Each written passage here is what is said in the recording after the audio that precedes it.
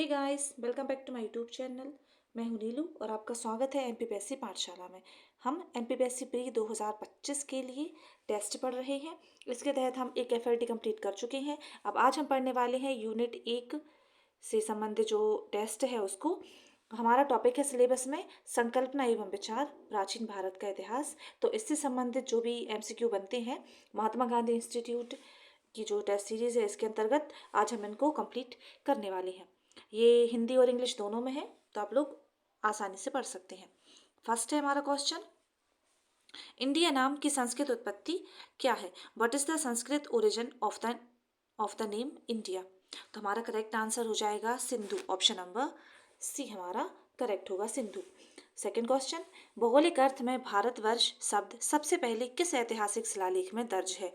The term Bharatvarsha in the geographical sense is first recorded in which historical inscriptions?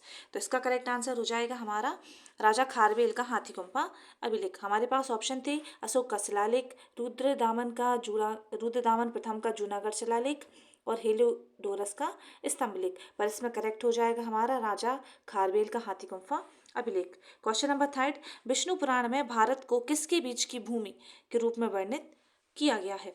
दक्षिण समुद्र और उत्तरी हिमालय पर्वत, दूसरा है उत्तरी हिमालय पर्वत और दक्षिण नीलगिरी पर्वत, पश्चिमी घाट और पूर्वी घाट, या फिर उपरोक्त में से कोई नहीं। इंग्लिश में है, in Vishnu Purana Bharat is described as the land between southern sea and northern Himalayan mountains, northern Himalayan mountains and southern Nilgiri mountains, western and eastern ghat, none of the above. तो इसका हमारा करेक्ट आंसर हो जाएगा ऑप्शन नंबर ए, यानी कि दक्षिण समुद्र और उत्तरी हिमालय पर्वत, southern sea and northern Himalayan mountains. आगे बढ़ते हैं, क्वेश्चन नंबर 4 देख लेते हैं। सामवेद संहिता का प्रारंभिक उद्देश्य क्या है? What is the primary purpose और सामवेदा संहिता? तो इसका हो जाएगा ऑप्शन देख लेते हैं। एक दार्शनिक पाठ के रूप में पढ़ा जाना चाहिए, वैदिक अनुष्ठानों में पाठ किया जाना चाहिए, संगीत स्कोर शीट के रूप में काम आना, नृत्य प्रदर्शन के लिए दिशा निर्देश प्रदान करना। तो इसका करेक्ट आंसर होगा हमारा संगीत स्कोर शीट के रूप में काम आना, यानी कि served as musical score sheet. Option number C हमारा करेक्ट आंसर हो जाएगा, option number C. Question number 5 देखते हैं। अथर्ववेद से संबंधित सबसे छोटा उपनिषद है? मांडुक्य, प्रश्न, मैत्रायणी या फिर Mundaka? The smallest Upanishad belonging to the Atharvaveda is? तो हमारा करेक्ट आंसर होगा Mandukya, option number A Mandukya. Question number 6, प्रारंभिक वैदिक काल में विधाता के नाम से जानी जाने वाली सभा का उद्देश्य क्या था? तो प्रारंभिक वैदिक काल में विधाता के नाम से जानी जाने वाली सभा का उद्देश्य क्या था? What is the purpose of the assembly known as Vidatha in the early Vedic period? तो इसका ये ऑप्शन देख लेते हैं। ऑप्शन है देवताओं की पूजा, प्रशासनिक और न्यायिक कार्य, दार्शनिक विचार विमर्श, वाजपेयी और अश्वमेध जैसे अनुष्ठान। तो करेक्ट आंसर हो जाएगा प्रशासनिक और न्यायिक कार्य, यानी कि administrative and judicial functions. Question number 7, किस उपनिषद के अनुसार किसी व्यक्ति का वर्ण उसके पिछले जन्म में उसके कार्यों के आधार पर निर्धारित होता है? According to which Upanishad the varna of a person is determined on the basis of his action in his previous life? तो इसका करेक्ट आंसर होगा छंदोग्य उपनिषद। इसको तो याद ही कर लीजिएगा, ये इंपॉर्टेंट है थोड़ा। तो आंसर क्या हो जाएगा? छंदोग्य उपनिषद, छंदोग्य उपनिषद। निम्नलिखित में से कौन सा ब्राह्मण ग्रंथ ऋग्वेद से संबंधित है? Which of the following Brahmana text is related to Rigveda? Rigveda से कौन सा संबंधित है? तो वह संबंधित है, क्या संबंधित है? वह संबंधित है ऐतरेय। ऑप्शन नंबर ए, ऐतरेय ब्राह्मण संबंधित है। शतपथ और तैत्तिरीय ये यजुर्वेद के ब्राह्मण ग्रंथ हैं। शतपथ और तैत्तिरीय किसके हैं? ये दोनों ये हैं यजुर्वेद की ब्राह्मण ग्रंथ। और गोपथ किसका है? तो गोपथ है अथर्ववेद का। तो हमारा करेक्ट आंसर होगा ऐतरेय ब्राह्मण। क्वेश्चन नंबर 9 देख लेते हैं। क्वेश्चन नंबर 9, सूची 1 को सूची 2 से सम्मिलित करना है। ऐतरेय ब्राह्मण की हमें मैच बनानी है। तो ऐतरेय ब्राह्मण की हो जाएगी किससे? ऐतरेय ब्राह्मण चारों वर्णों के कर्तव्य हमें मिले हैं किसमें? ऐतरेय ब्राह्मण में। फिर दूसरा है हमारा शतपथ ब्राह्मण। शतपथ ब्राह्मण में पुनर्जन्म का सिद्धांत दिया गया है। शतपथ ब्राह्मण में पुनर्जन्म का सिद्धांत है, और पंचविश ब्राह्मण में व्रात्यों का पुनर्वर्ण प्रवेश है, और गोपथ में सृष्टि ब्रह्मा गायत्री की महिमा है। तो ऑप्शन नंबर बी हमारा करेक्ट होगा। तो यहाँ देख लेते हैं, जो ऐतरेय ब्राह्मण है उसका था ड्यूटीज ऑफ 4 वर्णास। शतपथ ब्राह्मण की थी तो वो थी थ्योरी ऑफ रीइंकारनेशन। नेक्स्ट है पंचविश ब्राह्मणा, तो उसकी थी री एंट्री ऑफ व्रत्यास इनटू वर्णा, और गोपथ ब्राह्मणा की थी glory of Srishti Brahma Gayatri. Next देख लेते हैं क्वेश्चन नंबर 10। ऋग्वेद का पाठ करने वाला पुरोहित क्या कहलाता है? ऋग्वेद का पाठ करने वाला पुरोहित क्या कहलाता है? तो वह what is the priest who recites Rigveda called? उसको कहते हैं होता। ऑप्शन नंबर ए, होता इसको कहा जाता है। अतिथि देवो भव का उल्लेख किस उपनिषद में किया गया है? इन विच उपनिषद हैज अतिथि देवो भव बीन मेंशन्ड? बृहदारण्यक उपनिषद, तैत्तिरीय उपनिषद, कठोपनिषद या फिर श्वेताश्वर उपनिषद? हमारा करेक्ट आंसर हो जाएगा ऑप्शन नंबर बी, तैत्तिरीय उपनिषद। तैत्तिरीय उपनिषद में किया गया है अतिथि देवो भव का उल्लेख। नेक्स्ट है, निम्नलिखित में से किस स्मृति में नियोग प्रथा को अनुमति प्रदान की गई है? In which of the following smritis the practice of niyoga has been allowed? Manusmriti, Yajnavalkya Smriti, Narada Smriti या फिर विष्णु स्मृति? यह कहाँ पे की गई है?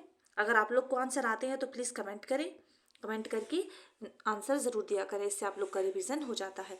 तो हमारा करेक्ट आंसर हो जाएगा नारद स्मृति, ऑप्शन नंबर सी। नारद स्मृति को गुप्त काल वाला माना जाता है, किसकी रचना गुप्त काल में हुई थी। नेक्स्ट है क्वेश्चन नंबर 13। आध्यात्मिक ज्ञान के संबंध में यम और नचिकेता का संवाद कौन से उपनिषद में मिलता है? In which Upanishad is the dialogue between Yama and Nachiketa related to spiritual knowledge found? तो केन उपनिषद, बृहदारण्यक उपनिषद, छंदोग उपनिषद या फिर कठोपनिषद? तो हमारा करेक्ट आंसर हो जाएगा option number D, Kathopanishad. Kathopanishad में ही हमें क्या मिलता है? यम और नचिकेता का संवाद का उल्लेख मिलता है। कितने उपनिषद हैं? 108 उपनिषद हैं, और जिनमें से मुख्य उपनिषद कितने हैं? तो वह 13 हैं। सबसे बड़ा उपनिषद बृहदारण्यक उपनिषद को माना गया है। Question number 14। अन्य प्राशन में चोरुन्नु शब्द का क्या अर्थ है? What is the meaning of the word choroonu in Annaprashanam? बच्चे को पहली बार ठोस आहार खिलाना, बच्चे का नामकरण, अनुष्ठान खान या फिर प्रार्थना करना? तो इसका करेक्ट आंसर हो जाएगा हमारा बच्चे को पहली बार ठोस आहार खिलाना, feeding solid food to a child for the first time. Upanayana संस्कार से क्या आशय है? What is the mean by Upanayana संस्कार से क्या आशय है? तो what is the mean by Upanayana ceremony? Upanayana ceremony किससे संबंधित है? तो वह है, ऑप्शन देख लेते हैं, बच्चे का जन्म, औपचारिक शिक्षा की शुरुआत, एक युवा वयस्क का विवाह या फिर आध्यात्मिक ज्ञान? तो आंसर हो जाएगा हमारा औपचारिक शिक्षा की शुरुआत, option number B, beginning of formal education. Option number B हमारा करेक्ट होगा। हिंदू धर्म, जैन धर्म और सिख समुदाय में कर्म सिद्धांतों से जुड़ी मौलिक अवधारणा क्या है? What is the fundamental concept associated with karmic principle in Hinduism, Jainism and Sikhism? तो इसका भी करेक्ट आंसर देखेंगे हम, धर्म, मोक्ष, पुनर्जन्म या संसार और निर्माण। क्या करेक्ट आंसर होगा? पुनर्जन्म या संसार, ऑप्शन नंबर सी, रिइंकार्नेशन और संसारा। संसार लिखा है, संसारा। बौद्ध धर्म के अनुसार किसी कार्य का कर्म प्रभाव क्या निर्धारित करता है? बौद्ध धर्म के अनुसार किसी कार्य का कर्म प्रभाव क्या निर्धारित करता है? According to Buddhism, what determines the karmic effect of an action?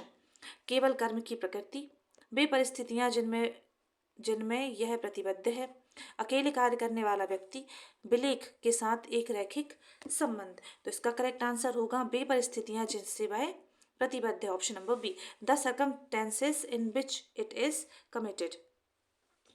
Question number 18। पंच महायज्ञों में भूत यज्ञ का मुख्य उद्देश्य क्या है? What is the main purpose of Bhuta yajna among the पंचा महायाजनास? ईश्वर की पूजा, परिस्थिति जिम्मेदारी, वैदिक संस्कृति का संरक्षण या फिर पैतृक पूजा? तो इसका करेक्ट आंसर हो जाएगा पारिस्थितिक जिम्मेदारी, यानी option number B, ecological responsibility. Option number B हमारा करेक्ट आंसर हो जाएगा। क्वेश्चन नंबर 19 देख लेते हैं। क्वेश्चन नंबर 19, पंच महायज्ञों की अवधारणा के अनुसार अपने पूर्वजों को पहचानने का क्या महत्व है? According to the concept of Panch Mahayajanas, what is the importance of recognizing one's ancestor?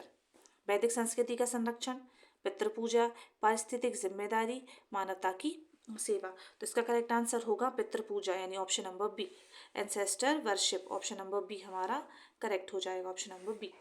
Next है क्वेश्चन नंबर 20, महायान बौद्ध धर्म में बोधिसत्व के लिए आवश्यक है। In Mahayana Buddhism, what is required for a bodhisattva? धन और समृद्धि, दयालु मन और बोधिचित्त, ध्यान तकनीकों में निपुणता, मठवासी प्रतिज्ञा और अनुशासन। तो करेक्ट आंसर हो जाएगा दयालु मन और बोधिचित्त, ऑप्शन नंबर बी। नेक्स्ट है क्वेश्चन नंबर 21, तिब्बती परंपरा में 8 महान बोधिसत्वों में से कौन सा बोधिसत्व ज्ञान का मुख्य बोधिसत्व है? तो ज्ञान का मुख्य Bodhisattva which Bodhisattva among the eight great Bodhisattva in the Tibetan traditional is the main Bodhisattva of wisdom. तो वो हमारा करेक्ट आंसर हो जाएगा ऑप्शन नंबर सी यानी Manjushri, option number C Manjushri. Next है तिब्बती बौद्ध धर्म में सबसे महत्वपूर्ण महिला बोधिसत्व किसे माना जाता है? Who is considered the most important female Bodhisattva in Tibetan Buddhism? तो किसको माना गया है? वह माना गया है तारा को, ऑप्शन नंबर सी करेक्ट हो जाएगा तारा। जैन धर्म में केवल्य ज्ञान शब्द का क्या अर्थ है? What is the mean of the word Kevalya Gyan in Jainism? शुद्ध ज्ञान, शुद्ध अनंत ज्ञान, कर्मकांड संबंधी ज्ञान, ऐतिहासिक ज्ञान, दार्शनिक ज्ञान। तो क्या करेक्ट हो जाएगा? इसमें करेक्ट होगा हमारा शुद्ध अनंत ज्ञान यानी option number A, pure infinite knowledge. Question number 24, Jain धर्म के संबंध में अरिहंत का क्या अर्थ है? What is the meaning of Arihanta in the context of Jainism? विनम्र व्यक्ति, प्रबुद्ध व्यक्ति, विजेता व्यक्ति या धर्मनिष्ठ व्यक्ति। तो ऑप्शन करेक्ट हो जाएगा हमारा सी यानी विजेता व्यक्ति, द विक्टोरियस पर्सन। मनुष्यों को समाज में सौहार्दपूर्वक रहने के लिए तैयार और संगठित करने का श्रेय किस तीर्थंकर को दिया जाता है? Which Tirthankara is credited with preparing and organizing human being to live in harmony in society? तो करेक्ट क्या हो जाएगा? करेक्ट हो जाएगा ऋषभनाथ, ऑप्शन नंबर सी हमारा बिल्कुल करेक्ट आंसर होगा, ऑप्शन नंबर सी ऋषभनाथ। मृग या हिरण का प्रतीक किस तीर्थंकर से संबंधित है? द सिंबल ऑफ मृगा और deer is associated with which Tirthankara? तो क्या करेक्ट आंसर हो जाएगा? किससे संबंधित है? वह संबंधित है शांतिनाथ से, ऑप्शन नंबर बी हमारा करेक्ट आंसर होगा। क्वेश्चन नंबर 27 देख लेते हैं। ब्रह्मांडीय क्रम में ऋत की किस विशेषता का अर्थ निरंतर गति या परिवर्तन है? Which feature of Hruta in the cosmic order mean continuous motion और चेंज? तो करेक्ट आंसर हो जाएगा गति, ऑप्शन नंबर सी गति करेक्ट होगा। क्वेश्चन नंबर 28, कथन ए, हड़प्पा और मोहनजोदड़ो अब लुप्त हो गए हैं। कथन आर, वे उत्खनन के दौरान प्रकट हुए थे। Statement A, Harappa and Mohenjodaro are now extinct. Statement R, they were discovered during excavation. Option है ए सही है किंतु आर गलत है, बी ए सही है किंतु आर ए गलत है किंतु आर सही है, ऑप्शन नंबर सी ए और आर दोनों सही हैं तथा आर ए का सही स्पष्टीकरण है, डी ए और आर दोनों गलत हैं। तो करेक्ट आंसर हो जाएगा ऑप्शन नंबर सी यानी कि ए और आर दोनों सही है तथा ए आर का सही स्पष्टीकरण है। हड़प्पा कालीन प्रमुख स्थल लोथल निम्नलिखित में से किस नदी के तट पर अवस्थित था?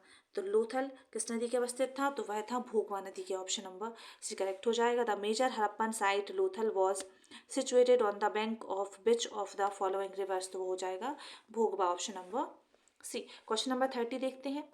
हड़प्पा स्थल कोटदीजी उस सभ्यता के निम्नलिखित में से किस प्रमुख स्थल के समीप है? The Harappan site Kotdiji is near which of the following major cities of that civilization? Harappa, Mohenjodaro, Lothal या कालीबंगा? तो वह था Mohenjodaro, option number B correct answer हो जाएगा मोहनजोदड़ो। बोगासको अभिलेख का महत्व इसलिए है कि the importance of Boghazkoi inscription is because वेद के मूल ग्रंथ की रचना इसी स्थान पर हुई है। वैदिक देवताओं का उल्लेख मिलता है। मध्य एशिया व तिब्बत के बीच महत्वपूर्ण व्यापारिक केंद्र, उत्तर वैदिक काल के आर्यों का निवास क्षेत्र। तो इसका करेक्ट आंसर हो जाएगा वैदिक देवताओं का उल्लेख मिलता है, option number B. Option number B, Vedic deities are mentioned. Question number 32, ब्रह्म विवाह हमें मैच करना है। ब्रह्म विवाह, इसकी मैच क्या हो जाएगी? ब्रह्म विवाह की मैच होगी समान वर्ण या जाति का विवाह। तो ऑप्शन नंबर इसका ये करेक्ट हो जाएगा, फर्स्ट का फर्स्ट। तो फर्स्ट का फर्स्ट कहाँ पे दिख रहा है? ऑप्शन नंबर डी में। फिर देव विवाह, देव विवाह में आएगा पुरोहित का पारिश्रमिक में मिले कन्या के साथ विवाह कर देना। आर्य विवाह, कन्या मूल के रूप में एक जोड़ी गाय व बैल चुकाकर विवाह किया गया। और प्रजापत्य विवाह होता है बिना दहेज के विवाह। तो 1 2 3 4 करेक्ट हो जाएंगे, यानी ऑप्शन नंबर डी करेक्ट होगा। यहाँ देख लेते हैं ब्रह्म विवाह, the marriage of the same वर्ण और कास्ट। फिर है देव विवाह, जिसको हम कहेंगे तनदेवा विवाह, marriage of priest with a girl give as remuneration. Arya marriage है। तो ये सब तीनों चारों सामने है, सामने सामने है, तो आप इनको पढ़ लीजिएगा। चलिए नेक्स्ट पढ़ते हैं। क्वेश्चन नंबर 33, प्राचीन कालीन आहत सिक्के अधिकांशतः किस धातु से बनाए जाते हैं? तो punch-marked coin of ancient times were mostly made from which metal. तो वह किससे बनाए जाते थे? सोना, चांदी, तांबा या कांसा से। तो वह बनाए जाते थे चांदी से। ऑप्शन नंबर बी हमारा करेक्ट आंसर हो जाएगा। तो वह सिल्वर से बनाए जाते थे। वैदिक संस्कृति के संदर्भ में निम्नलिखित कथनों पर विचार कीजिए। Consider the following statement with reference of वैदिक कल्चर। दसराग्य युद्ध पौरुष्णी नदी के तट पर हुआ था। इस काल में अधिकांश लड़ाइयाँ युद्धों का कारण गाय होती थी। आर्य लोग नगरों में रहते थे। हमें करेक्ट बताना है। The Dasrajna's war was fought on the bank of the Porushni river. Most of the battle wars during this period were fought in the Ganga. The reason for this was cow. Aryans lived in cities. तो क्या correct answer हो जाएगा? वह होगा 1 और 2, 1 और 2 यानी केवल 1। ऑप्शन नंबर ए करेक्ट हो जाएगा। केवल 1 और 2 करेक्ट होंगे। दसराग युद्ध पौरुष्णी नदी के तट पर लड़ा गया था और अधिकांश लड़ाइयों का जो कारण होता था वह गाय होती थी। नेक्स्ट देख लेते हैं। यहाँ पे question option number A correct हो जाएगा। क्वेश्चन नंबर 35, प्रारंभिक वैदिक समाज के संदर्भ में निम्नलिखित कथनों पर विचार कीजिए। Consider the following statement with reference to the early Vedic society. वंशानुगत व्यवसाय एक बड़ा सामाजिक परिवर्तन था जो प्रारंभिक वैदिक समाज में हुआ। एक व्यवस्थित जीवन शैली प्रारंभिक वैदिक समाज की मुख्य विशेषता थी। विवाह की प्रकृति मुख्य रूप से एक पत्नी की थी और समाज पितृसत्तात्मक था। तो इसका करेक्ट आंसर हो जाएगा हमारा केवल 3 हमारा करेक्ट होगा। तो केवल 3 ऑप्शन कहाँ पे है? तो वह है ऑप्शन नंबर बी में। केवल 3 हमारा करेक्ट होगा। हमें जल्दी जल्दी करना पड़ रहा है, इसलिए मैं जो स्टेटमेंट वाले हैं ये इंग्लिश वाले में नहीं पढ़ूंगी। अब निम्नलिखित जो बड़े होंगे ज़्यादा उनको नहीं पढ़ूंगी, बाकी सबको मतलब पढ़ूंगी। निम्नलिखित लक्षणों पर विचार कीजिए। उसमें काशी या बज्जी गणराज्य को एक लंबे संघर्ष के बाद अपने राज्यों में मिला लिया। उसके मंत्री बस्सिका ने लिच्छवी में फूट डालकर बज्जी गणराज्य पर विजय प्राप्त की। इस युद्ध में उसके रथमूसल और महाशिलाकंठक नामक हथियारों का उपयोग किया। तो कंसिडर द फॉलोइंग स्टेटमेंट हमें देखना है ये। तो he after a long struggle he annexed Kashi and Vajji republic of his kingdom. His minister Baskar created a rift among the Lichavis and conquered the Bajji's republic. In this war, he also used weapons called Rathmusala and Mahashilakantak. क्या correct हो जाएगा इसमें? किसके बारे में कहा गया है ये? तो यह कहा गया है अजात शत्रु के बारे में। ऑप्शन नंबर बी करेक्ट होगा, अजात शत्रु।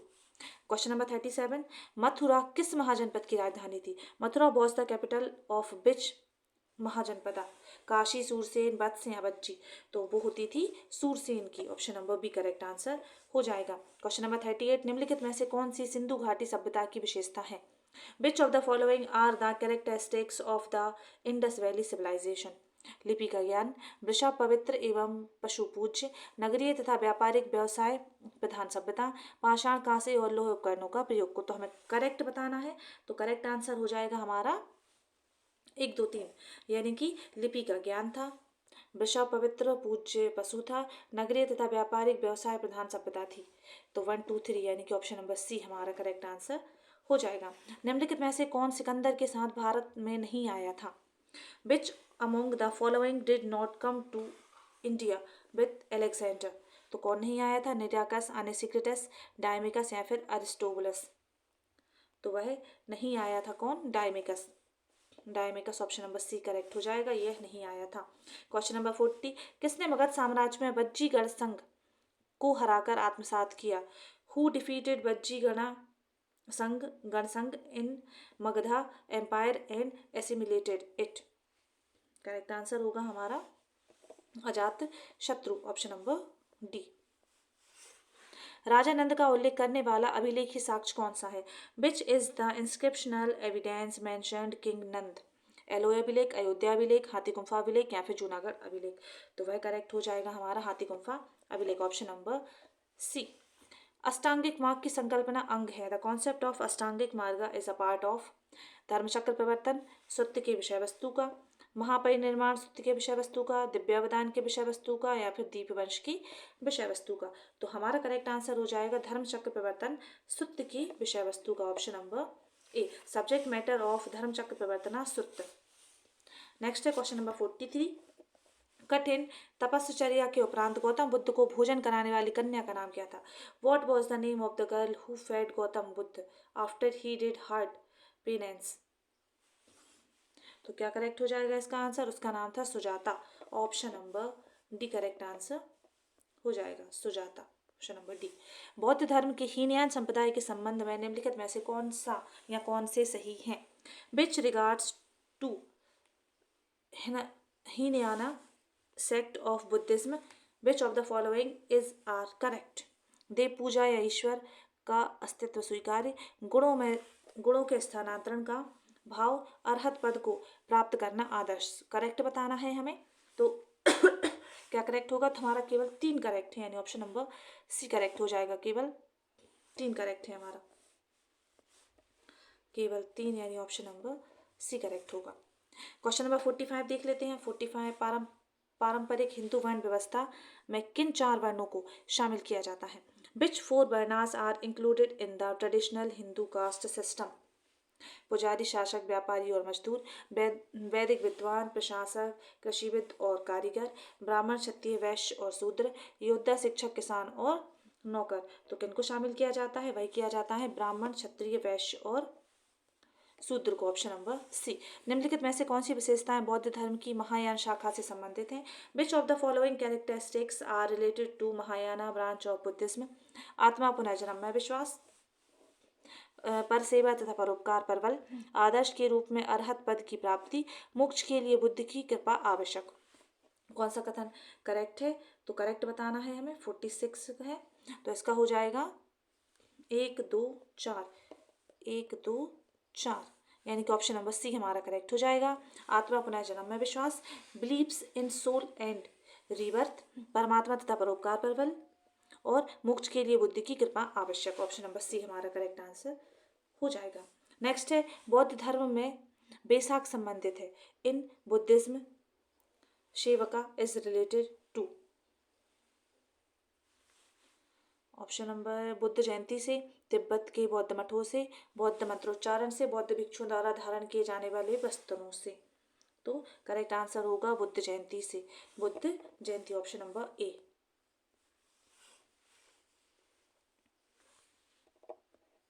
बेशाखा। बौद्ध ग्रंथ मध्यम निकाय किस भाषा में है? Buddhist scriptures Madhyama Nikaya is written in which language? Sanskrit, Pali, प्राकृतिक या तेलुगु?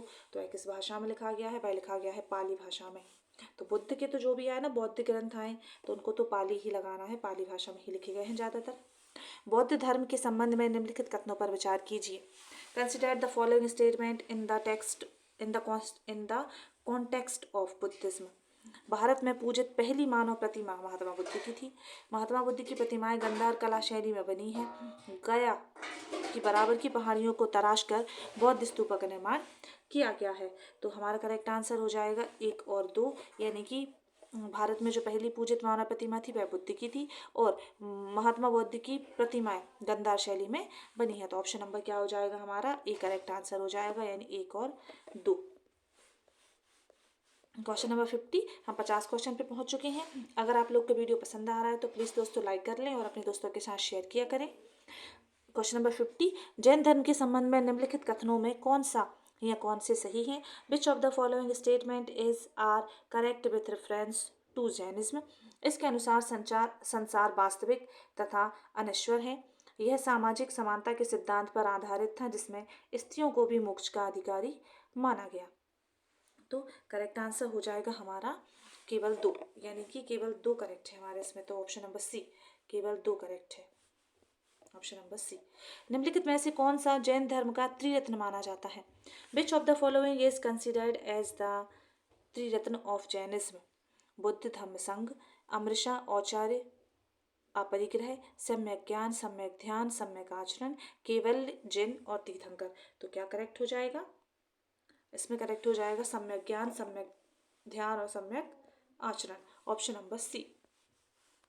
क्वेश्चन नंबर 52, सिकंदर कि भारत पर आक्रमण के संदर्भ में निम्नलिखित कथनों पर विचार कीजिए। Consider the following statement in the context of Alexander's invention of India. Bharat में उसका सामना सबसे पहले तक्षशिला के शासक आम्बी से हुआ था। उसका भारत में पहला सबसे शक्तिशाली प्रतिरोध पोरस ने किया था। उसके द्वारा भारत पर आक्रमण के समय मगध पर मौर्य वंश का शासन था। तो करेक्ट आंसर हो जाएगा 1 और 2, क्योंकि उस समय मौर्य वंश का शासन नहीं था, किस वंश का था? तो नंद वंश का होता था। तो ऑप्शन नंबर 1 और 2 करेक्ट होंगे, यानी ऑप्शन नंबर ए। आगे बढ़ते हैं 53, निम्नलिखित में से कौन से एक जैन तीर्थंकर नहीं थे? Who among the following was not a Jain Tirthankar? Nathamuni, Neminath, Chandraprabhu या संभवनाथ? तो करेक्ट आंसर होगा नाथमुनि। नाथमुनि नहीं थे। ये जो चंद्रप्रभु थे वो 8वें नंबर के थे, नेमिनाथ 22वें नंबर के थे, और संभवनाथ तीसरे थे। तो संभवनाथ तीसरे थे, नेमिनाथ 22वें थे, और चंद्रप्रभु 8वें नंबर के थे, पर नाथमुनि कोई भी तीर्थंकर नहीं थे। विशुद्धि मग्ग की रचना किसके द्वारा की गई है? By whom was Vishuddhi Magga compost? किसने की है इसकी? मेगास्थनीज, नागार्जुन, बुद्ध घोष या फिर वसुबंधु? तो वह की है बुद्ध घोष ने, ऑप्शन नंबर सी करेक्ट होगा। मौर्य काल में अधिकारी वर्ग के संदर्भ में निम्नलिखित कथनों पर विचार कीजिए। Maurya consider the following statements with reference of the official class during this period. समाहर्ता राजकीय कोषागार का संरक्षक होता था। Samaharta was the custodian of the state treasury. सन्निधाता कर निर्धारण का सर्वोच्च अधिकारी था। Sannidhata was the highest officer of tax assessment. तो इनमें से हमें बताना है कौन सा करेक्ट है। तो इनमें करेक्ट है ना तो 1 ना तो 2, मतलब neither 1 not 2, option number D correct answer होगा। ये ना तो 1 ना तो 2 करेक्ट होगा, क्योंकि जो समाहर्ता था वह कर निर्धारण का सर्वोच्च अधिकारी था। तो इसमें इनको क्रॉस करके दे दिया है, समाहर्ता कर निर्धारण का अधिकारी था, और जो सन्निधाता था वह राजकीय कोषागार और भंडागार का संरक्षक था। तो इसको ऐसे उल्टा कर लीजिएगा, तो यह करेक्ट हो जाएंगे। क्वेश्चन नंबर 56, किस स्तूप के तोरण द्वार पर अशोक एवं उसकी 2 रानियों के साथ बोधिसत्व तीर्थ यात्रा का अंकन मिलता है? On the torana of which stupa is there a depiction of Bodhi tree pilgrimage with Ashoka and his 2 queens? Option है सांची स्तूप, सोनारी स्तूप, भरौत स्तूप या सचधारा स्तूप। तो वह मिलता है किस पे? वह मिलता है सांची के स्तूप पे। ऑप्शन नंबर ए हमारा करेक्ट आंसर हो जाएगा, सांची का स्तूप। नेक्स्ट है क्वेश्चन नंबर 57, पुराणों के संदर्भ में निम्नलिखित कथनों में से कौन सा सही है? Which of the following statement is correct with reference to the Puranas? Vishnu Purana में मौर्य वंश की जानकारी प्राप्त होती है। वायु पुराण गुप्त वंश की शासन व्यवस्था पर प्रकाश डालता है। तो हमारा करेक्ट आंसर हो जाएगा ऑप्शन नंबर सी, यानी दोनों हमारे करेक्ट हैं। ऑप्शन नंबर सी, पुराणों की संख्या कितनी है? तो वह 18 है, और प्राचीन राजवंशों की जानकारी का स्रोत है। और सबसे प्राचीनतम पुराण कौन सा है? मत्स्य पुराण है। क्वेश्चन नंबर 58, महाकश्यप की अध्यक्षता में हुई बौद्ध संगीति का आयोजन किस स्थान पर हुआ था? At which place was the Buddhist council held under the chairmanship of Mahakashyapa? तो पाटलिपुत्र, वैशाली, राजगृह या कुंडल वन? तो करेक्ट आंसर हो जाएगा हमारा Rajagriha. Option number C correct होगा, राजगृह। जो भी बौद्ध संगीत है उसके लिए आप लोग याद रख सकते हैं रा, वे, पा, का, यानी कि राजगृह, वैशाली, पाटलिपुत्र और कुंडलवन। ये सीक्वेंस है इनका, पहली, दूसरी, तीसरी और चौथी बौद्ध संगीति का। आगे बढ़ते हैं। अशोक के समकालीन तुर्मय कहाँ का शासक था? King Turamaya the contemporary of Ashoka was the ruler of Vidisha, Syria, दक्षिण भारत या मिस्र का? तो वह था मिस्र का राजा। Option number D correct answer हो जाएगा, इजिप्ट का था वो। अशोक द्वारा स्थापित सबसे सुरक्षित स्तंभ कौन सा है? Which of the most secure pillar erected by Ashok? Kaushambi, Sanchi, Lauriya, Nandangarh या फिर बरहुत? तो करेक्ट आंसर हो जाएगा Lauriya, Nandangarh. Option number C. Maurya काल में प्रयुक्त होने वाला पद माशक निम्नलिखित में से किसे संदर्भित करता है? The term mashaka used in the Mauryan period refers to which is the following? तो वह करता है, माशक करता है भूमि माप की इकाई, गणिकाओं पर आरोपित कर, गैर कृषि योग्य भूमि या फिर तांबे का सिक्का। तो यह माशक था तांबे का सिक्का, यानी कॉपर कॉइन। आगे देखते हैं क्वेश्चन नंबर 62। मेगास्थनीज ने अपने विवरण में भारतीय समाज में 7 वर्णों का उल्लेख किया है, 7 वर्गों का उल्लेख किया है। निम्नलिखित में से कौन सा इसमें सम्मिलित नहीं है? Megasthenes has mentioned 7 classes in Indian society in his description. Which of the following is not included in it? दार्शनिक, कारीगर, दास और कृषक। कौन नहीं है इसमें? तो इसमें शामिल नहीं है दास। ऑप्शन नंबर सी, यानी स्लेव है जो, वह शामिल इसमें नहीं है। ऑप्शन नंबर सी। अशोक के निम्नलिखित में से कौन से अभिलेख खरोष्ठी लिपि में उत्कीर्ण है? Which of the following inscriptions of Ashoka are engraved in Kharosthi script? Mansehra, Shahbazgarhi, शान ए कुना या लगमान? तो हमारा करेक्ट आंसर हो जाएगा मानसेहरा और सहवाजगढ़ी, यानी कि ऑप्शन नंबर ए हमारा करेक्ट आंसर होगा। ऑप्शन नंबर ए, मानसेहरा और सहवाजगढ़ी। मानसेहरा पाकिस्तान में है, यह खरोष्ठी लिपि में है, मानसेहरा। और जो सहवाजगढ़ी है वह भी पाकिस्तान के पेशावर जिले में है और खरोष्ठी लिपि में है। क्वेश्चन देखते हैं 64। निम्नलिखित में से किसे प्राचीन भारत पर सर्वप्रथम आक्रमण किया था? तो किसने प्राचीन भारत पर सर्वप्रथम आक्रमण किया था? Who among the following invaded ancient India first? शक, कुषाण, यूनानी या फिर पल्लव? तो सबसे पहले यूनानियों ने किया था, यानी Greeks. Option number C.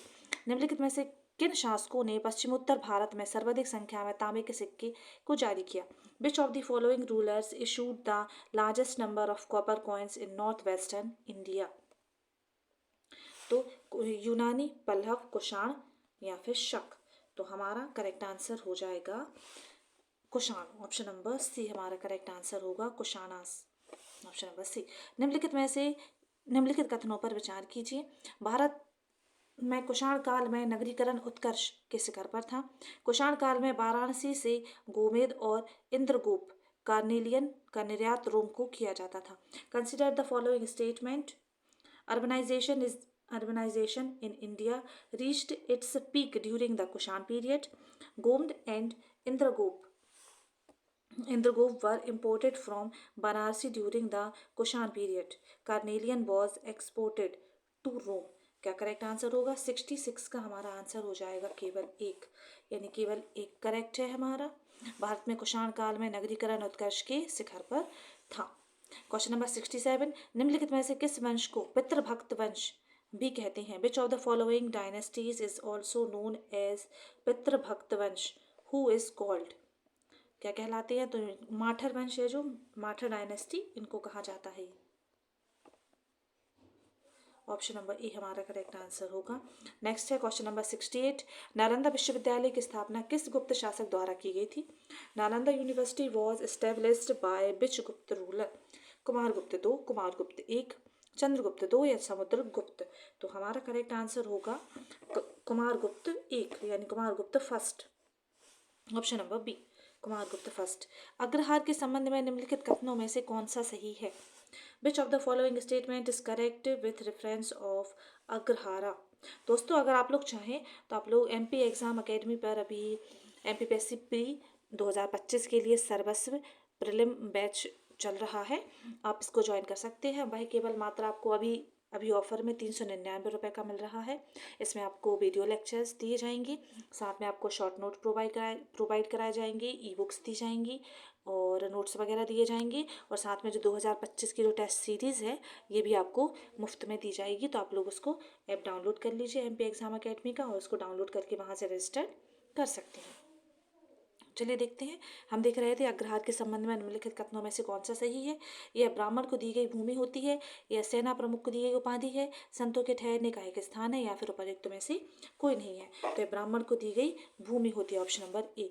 It was the land given to a Brahmin. निम्नलिखित में से किस राजवंश के अभिलेख से इस परंपरा का समर्थन होता है कि लुम्बिनी शाक्यमुनि बुद्ध का जन्म स्थान था? The inscription of which of the following dynasties support the tradition that Lumbini was the birthplace of Shakyamuni Buddha? Correct answer होगा हमारा Maurya, option number A correct answer हो जाएगा। सप्तपर्णी गुफा संबंधित है। सप्तपर्णी केव इज सिचुएटेड इन। सप्तपर्णी गुफा स्थित है कहाँ पे? सांची में, नालंदा में, राजगृह में, पावापुरी में। तो वह स्थित है कहाँ पे? राजगृह में, ऑप्शन नंबर सी हमारा करेक्ट आंसर हो जाएगा। सप्तपर्णी केव है राजगृह में। मेगास्थनीज की पुस्तक का नाम क्या था? मेगास्थनीज की पुस्तक का नाम, what is the name of Megasthenes book? Rigveda, Arthashastra, Purana, या फिर इंडिका? इसका आंसर आप लोग को पता होगा शायद, तो आप लोग कमेंट करके बताइए। वैसे मैं ही बता देती हूँ, इंडिका है इसकी पुस्तक का नाम, ऑप्शन नंबर डी। किसने सहिष्णुता, उदारता और करुणा के त्रिविध आधार पर राजधर्म की स्थापना की? Who established Rajdharma on the three fold basis of tolerance, generosity and compassion? Ashok, Ranjit Singh, Shivaji, या फिर अकबर? करेक्ट आंसर हो जाएगा अशोक का, ऑप्शन नंबर ए। अशोक के जो अभिषेक के जो प्रमुख शिलालेख संगम राज्य के विषय में हमें बताते हैं उनमें सम्मिलित हैं। The major rock edicts of Ashoka which tell us about the Sangam kingdom included. पहला और 10वां शिलालेख, पहला और 11वां, दूसरा और 13वां, या फिर दूसरा और 14वां? तो करेक्ट आंसर हो जाएगा दूसरा और 14, ऑप्शन नंबर सी हमारा करेक्ट होगा। Second and the 13th inscription, 13वां नंबर का, दूसरा और 13वां। प्राचीन काल में सिंचाई कर टैक्स को कहते थे। What is the irrigation tax? What was the irrigation tax in ancient India called? तो विदक भागम, हिरण्य, उद्रंग, या फिर उपरनिका? क्या कहलाता था? तो यह कहलाता था विदक भागम, ऑप्शन नंबर ए कहलाता था। विदक भागम कहलाता था, और इसकी वसूली राज्य द्वारा सिंचित भूमि पर की जाती थी। क्वेश्चन नंबर 76, कुषाण शासक कनिष्क का राज्याभिषेक किस ईस्वी में हुआ था? कुषाण शासक, in which year did the Kushan ruler Kanishka get coronated? 178 BC, 101 AD, 58 BC और 78 AD में? तो क्या करेक्ट हो जाएगा हमारा? 78 AD में, option number D. 78 AD, option number D. बौद्ध ग्रंथ मिलिंद पन्हु किस हिंद यवन शासक पर प्रकाश डालता है? The Buddhist text Milinda Panha throws light on which Hindu Yavana ruler? Diodorus द्वितीय, डेमेट्रियस, मिनाइंडर, या फिर स्ट्रेटो प्रथम? तो वह डालता है मिनाइंडर, ऑप्शन नंबर सी करेक्ट होगा हमारा। पुलकेशन द्वितीय और हर्षवर्धन के मध्य हुए युद्ध की जानकारी किस अभिलेख से प्राप्त होती है? सांची, प्रयाग अभिलेख, एलोह, या फिर Eran? From which inscription is the information about the war between Pulakeshin second and Harshavardhana obtained? किससे प्राप्त होती है हमें? वह होती है एलोह अभिलेख से। ऑप्शन नंबर सी करेक्ट होगा। बिना बेगार के सुदर्शन झील का जीर्णोद्धार किसने करवाया था? Who renovated the Sudarshan lake without forced labour? तो वह कराया था रुद्रदामन प्रथम ने, रुद्रदामन फर्स्ट, वल्लभी विश्वविद्यालय किस राज्य में स्थित है? In which state is Vallabhi university located? तो वह है कहाँ पे? गुजरात में। ऑप्शन नंबर बी करेक्ट हो जाएगा। क्वेश्चन नंबर 81, मालवा, गुजरात और महाराष्ट्र पर सर्वप्रथम विजय किस शासक ने प्राप्त की थी? In which ruler first conquered Malwa, Gujarat and Maharashtra? Option correct हो जाएगा हमारा सी, यानी चंद्रगुप्त मौर्य ने की थी। पाटलिपुत्र के प्रशासन का वर्णन किस पुस्तक में है? In which book is the administration of Pataliputra described? Arthashastra, Indica, Divyavadan या फिर भगवती सूत्र? तो वह थी इंडिका में। Option number B. सातवाह किसे कहा जाता है? Who was called Satavaha? तीर्थयात्रियों को, व्यापारियों के काफिले को, अधिक छुट्टी पर रहने वालों को या फिर दलालों को? यह कहा जाता था व्यापारियों के काफिले को, यानी कि कॉन्वॉयस ऑफ ट्रेडर्स। क्वेश्चन नंबर 84 देखेंगे अब हम। 84 क्या है? 84 में पुष्यमित्र शुंग द्वारा कराए गए अश्वमेध यज्ञ की जानकारी किस अभिलेख में मिलती है? From which inscription do we get information about the Ashwamedha yajna performed by Pushyamitra Shunga? Sarnath अभिलेख, हाथी गुम्फा अभिलेख, बोगासकोई अभिलेख या फिर अयोध्या अभिलेख? तो यह हमें मिलती है अयोध्या अभिलेख से। ऑप्शन नंबर डी करेक्ट होगा। सिमुक किस राजवंश का संस्थापक था? Simuka was the founder of which dynasty? Chola, Pandya, Satavahana या फिर चेर वंश? तो इसका भी करेक्ट आंसर होगा सी, यानी सातवाहन राजवंश का था। सर्वप्रथम भारत में सैनिक शासन किसके द्वारा व्यवहार में लाया गया? Military rule was first introduce in which by whom? Shaka, Greek, Chera या फिर पांड्य? तो वह किया गया था ग्रीक। ऑप्शन नंबर बी हमारा करेक्ट आंसर हो जाएगा। Option number B. Question number 87, प्राचीन भारत में प्रयुक्त होने वाला पद नानादेशी निम्नलिखित में से किसे संदर्भित करता है? The term Nanadeshi used in ancient India refers to which of the following? तो वह व्यापारियों, शिल्पियों का संगठन, राजकीय टकसाल का अध्यक्ष, युद्धबंदी दास, हलवाही और खेतिहर मजदूर? करेक्ट आंसर हो जाएगा ऑप्शन नंबर ए, यानी व्यापारियों और शिल्पियों का संगठन, organisation of merchants and craftsman. गुप्तकालीन निम्नलिखित में से किस स्तंभ लेख से हूणों के साथ स्कंदगुप्त के युद्ध का वर्णन प्राप्त होता है? Which of the following pillar inscriptions of the Gupta period describe the war of Skandagupta with the Huns? Bhitari स्तंभलेख, महरौली स्तंभलेख, कहूम स्तंभलेख या फिर बेलसर स्तंभलेख? तो हमारा करेक्ट आंसर हो जाएगा भीतरी स्तंभलेख। ऑप्शन नंबर ए हमारा करेक्ट होगा। ये उत्तर प्रदेश के गाजीपुर जिले में भीतरी नामक स्थान पर स्थित है। नेक्स्ट है 89 नंबर क्वेश्चन। प्राचीन भारत का निम्नलिखित में से कौन सा बंदरगाह सिंधु नदी के मुहाने पर अवस्थित था? Which of the following ports of ancient India was located at the mouth of the river Indus river? तो कौन सा था? तो वह था Barbaricum. Option number D correct answer हो जाएगा, बारबैरिकम। धमेक स्तूप के संदर्भ में निम्नलिखित कथनों पर विचार कीजिए। With reference of Dhamekh stupa consider the following statement? इसे गुप्त शासकों द्वारा निर्मित कराया गया। यह एक ऊंचे चबूतरे पर पत्थर से निर्मित है। इसे अलंकरण में ज्यामितीय आकार एवं पुष्प चित्रों का प्रयोग किया गया है। तो करेक्ट आंसर हो जाएगा 1 और 3, यानी इसे गुप्त शासकों द्वारा बनवाया गया था। साथ में अलंकरण में ज्यामितीय आकृतियों और पुष्पों का उपयोग किया गया है, यह वाला गलत है। क्वेश्चन नंबर 91, अगर दोस्तों वीडियो पसंद आ रहा हो तो प्लीज लाइक कर दें।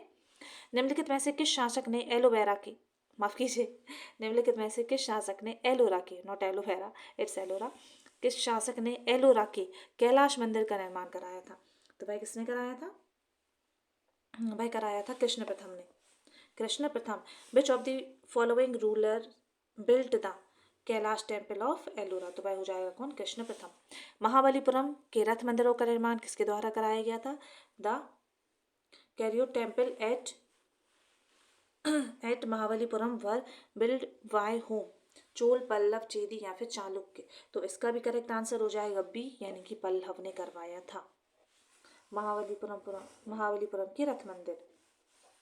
भागवत संप्रदाय के विकास में किसका योगदान अत्यधिक था? Who had immense contribution in the developed of Bhagavata sect?